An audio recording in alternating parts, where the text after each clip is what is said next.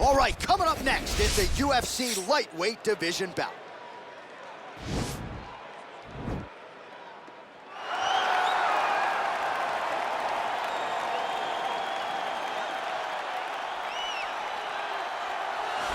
Well, it's always tough when you draw that high-level wrestler who has a lifetime of experience in a one-on-one competitive situation. Prevailing wisdom is he'll have the wrestling advantage in this one tonight.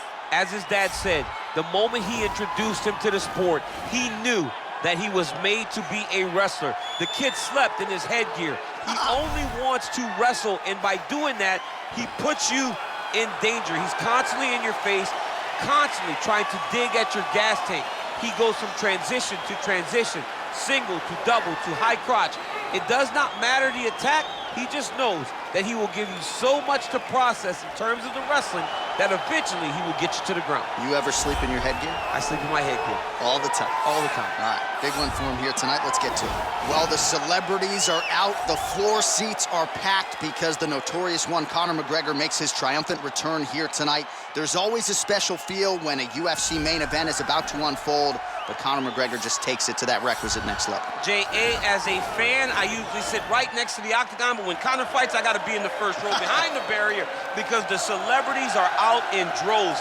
Conor McGregor has this thing about him that makes everybody want to show up. They flock to Vegas. They come in groups. They want to experience the notorious Conor McGregor. They want to see if he can have one of those special moments, him atop the cage, him knocking out Jose Aldo. If you experience the McGregor experience, you always have a story to tell, and that's why people show up. He's going to cash the check tonight, right? But he's not here for just money, no, right? This is about proving himself, trying to improve his mixed martial arts legacy. 1-2 titles, no title defenses. That's a big part of the motivation for Conor. He takes a lot of pride in the preparation to getting to the octagon, and you see it every time Conor McGregor fights. And now our tale of the tape for this lightweight fight. More than a decade separates these two fighters when it comes to the age, with some differences in height and a similar reach. All right, now for the official introductions, we go inside the octagon to Bruce rounds in the UFC lightweight division. Introducing first, fighting out of the blue corner.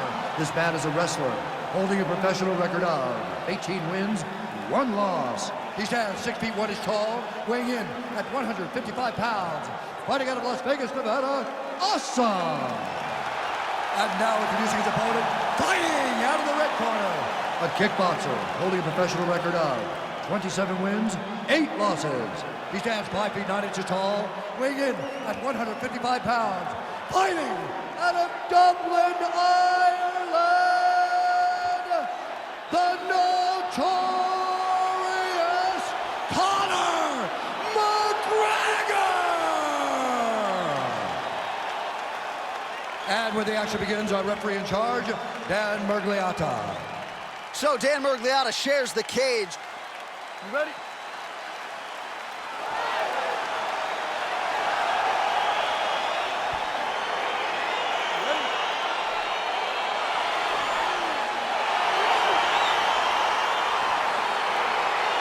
All right, so here he is, ready for round 1. This man is all the rage, given what he did his last time out. It was a win by flush knockout. Now he'll try to keep the momentum going as the challenges get more difficult. You win in the UFC, 9 times out of 10, the next opponent is decidedly better. That is certainly the case here tonight.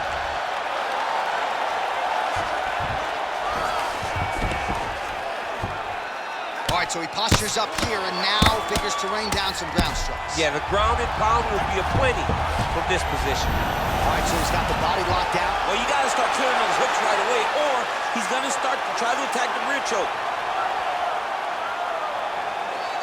He is doing a really good job of relaxing, not panicking because he's getting choked.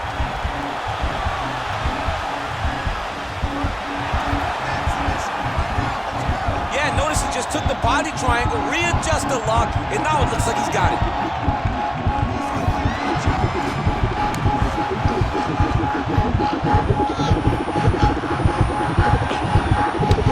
There is the tap. So he submits courtesy of the rear naked choke. That guy's got a squeeze on. He does a great job securing the position, getting under the neck, and then hiding his hands in order to get the finish. fantastic performance by this fighter. He's done, he's done. So yeah, it came down to tap out or go to sleep, and his opponent chose the former. The choke was clearly sunk in deep, perfect technique, and ultimately that is one of the bigger wins of his career. He gets it done by submission here tonight. All right, let's take a look back at the replay as he gets it done by submission tonight, champ. Just watch how slowly he approaches the submission, though. He never rushes. He takes his time, but it's his trickiness.